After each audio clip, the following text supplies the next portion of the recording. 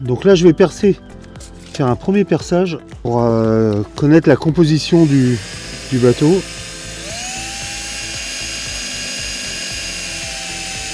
Alors ce que le client peut faire, c'est donc percer un trou de la platine arrière en symétrie et mettre des vis plus petites pour maintenir la position du pied arrière pour ensuite faire le tracé de tous les trous de perçage. Donc là je vais mettre une vis provisoire pour maintenir la platine arrière à blanc.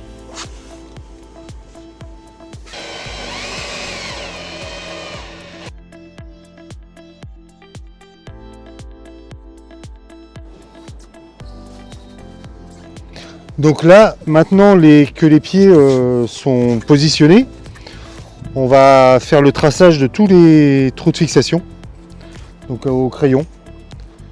Et après, on va décaler le T-top Sportline pour pouvoir accéder au perçage. Les deux petites vis qui nous ont servi pour positionner les pieds, on les dévisse. Et là, on va ravancer le T-top Sportline sur l'avant.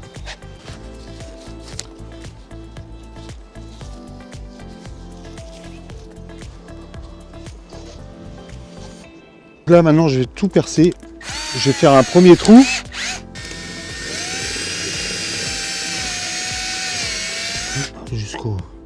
Jusqu'à la partie bois. Celui-là on va mettre un serre là. Les inserts, alors déjà parce que le client nous les a demandés et on a une meilleure résistance à l'effort sur une pose avec un insert. Donc là on va en mettre deux par platine. Donc là je vais percer à diamètre 13 pour fixer un insert. Alors ce qui est important pour poser les inserts, c'est que les inserts soient vraiment centrés sur le trou de fixation.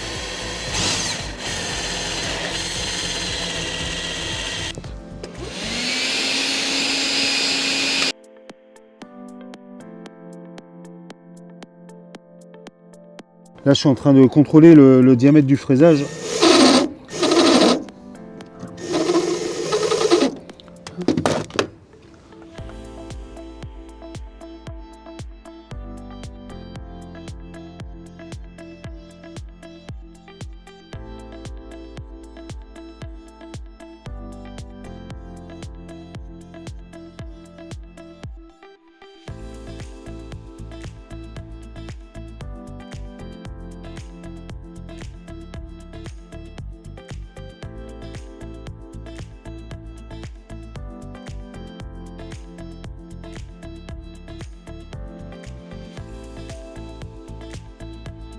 Où il faut faire super attention sur un insert, c'est que les inserts sont filetés jusqu'en haut, jusque sur la partie haute. Et donc si vous n'avez pas choisi le bon embout, quand vous allez visser, vous allez abîmer le filetage intérieur. Donc ça c'est très important. Donc là j'ai fait l'essai, hein, j'ai vissé, ma vis se visse correctement, donc ça fonctionne bien. Donc là je vais étanchéifier mon insert.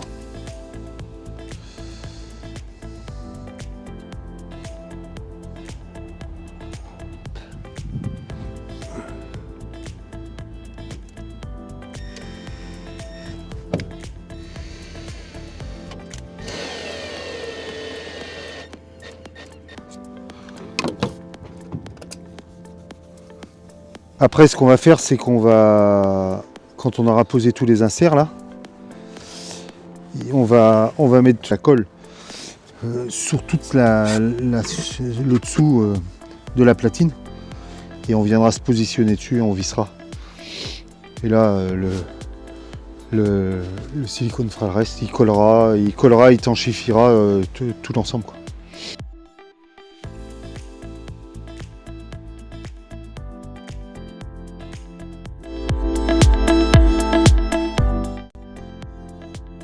Donc là on va le reculer, on va le remettre en position, on va remettre une vis, les deux vis à l'arrière pour contrôler la position du raidisseur. là on va déterminer la position des raidisseurs. Donc il faut qu'on perce ce tube pour après venir se percer la console. Donc je contrôlais juste la longueur de mon forêt pour voir, une fois que mes pieds sont fixés, est-ce que je peux faire l'opération de percer mon tube plus la console. Et là mon forêt il est assez long, donc il n'y aura pas de problème. Donc je peux me permettre de fixer mes pieds maintenant et de positionner mon raidisseur après.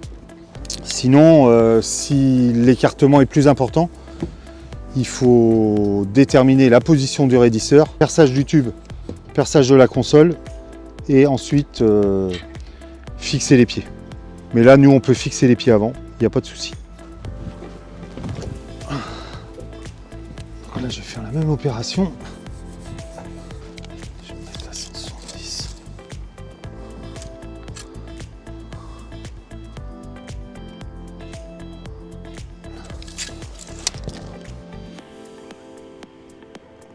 Donc avant de percer le tube et percer la console, il faut s'assurer qu'à l'intérieur il n'y a rien qui gêne, qu'on ne vienne pas couper un câble ou autre chose.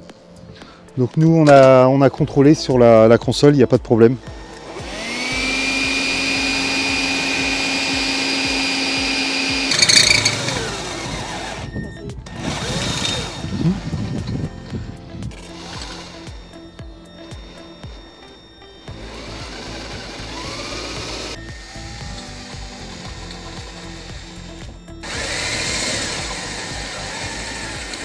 Alors j'ai percé à 8,5 pour une tige filetée de 8.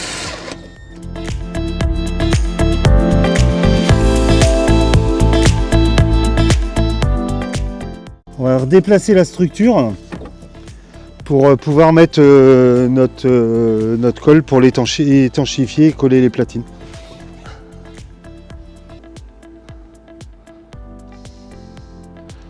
Donc on en met un peu sur la surface aussi, pour que ça puisse coller la platine. On va positionner le Sportline sur la colle, mais on appuie que derrière. Parce que le pied, il va falloir qu'on le rentre un petit peu, ce pied-là. Donc là, si on appuie tout de suite, on n'est pas dans l'axe. Alors, je vais mettre la vis arrière, là. Hop. Juste l'engager. Ouais, et là, c'est bon. Quand il y a des inserts comme ça, ce qu'il faut faire, c'est mettre toutes les vis d'insert avant. Parce que là, on est obligé d'être bien dans l'axe du perçage de la platine. Et après, avec les vis tôles, on a plus de...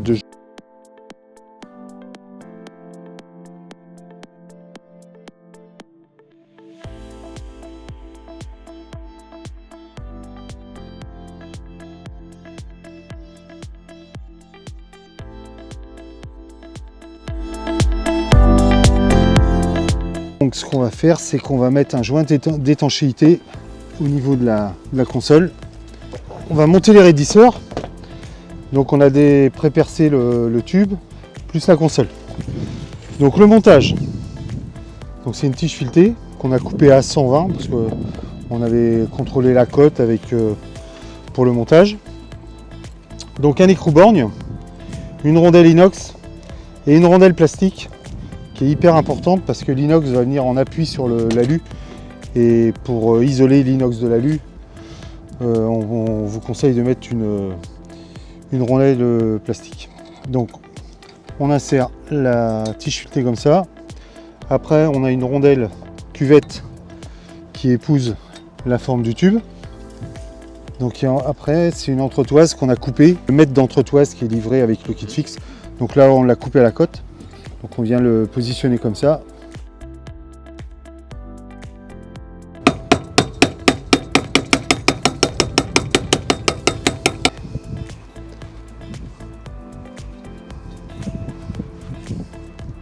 Là je desserre les pieds. Hop. Et le but c'est maintenant de mettre les pieds un petit peu en contrainte sur la console pour qu'on limite le plus le mouvement latéral. Donc nous on fait ça à l'aide d'une sangle qu'on vient dire entre les pieds. Mais une fois que la tension de la sangle est suffisante, là on va serrer tout l'ensemble des noix sur le toit. Donc là ça y est, la structure est posée. Donc maintenant il ne nous reste plus qu'à mettre en place la toile. La toile est livrée dans un carton et du polyane. Celle-ci elle est en blackjack acrylique. Donc un repère pour la mettre dans le bon sens. Le logo NV sur l'arrière. Et en plus, vous avez une étiquette bâbord, tribord. Et la tribord est ici. Donc toute cette partie-là est sur l'arrière du produit. Donc il y a des découpes pour mettre des supports de canne qui peuvent se poser sur l'arrière. Et donc on a des anneaux avec des sangles. Et ces anneaux servent à reprendre une toile d'ombrage arrière qu'on est en train de développer. Et vous avez les mêmes anneaux sur l'avant pour une toile d'ombrage avant. Le système, il est simple. On va chausser le toit du Sportline, T-Top, et après le système de tension se fait par sando.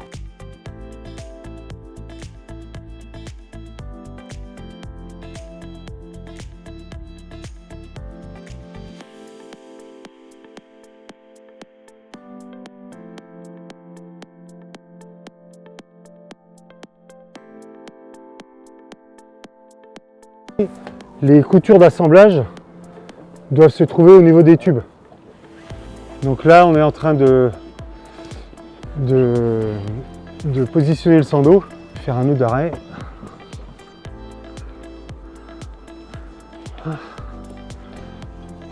Ici, on transfile le Sportline comme ça. Donc le montage est assez simple et assez rapide.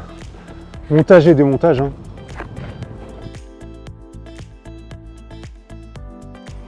Le montage est fini, donc le client est ravi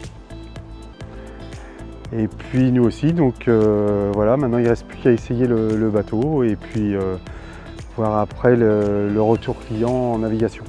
À bientôt et puis bonne navigation à tous.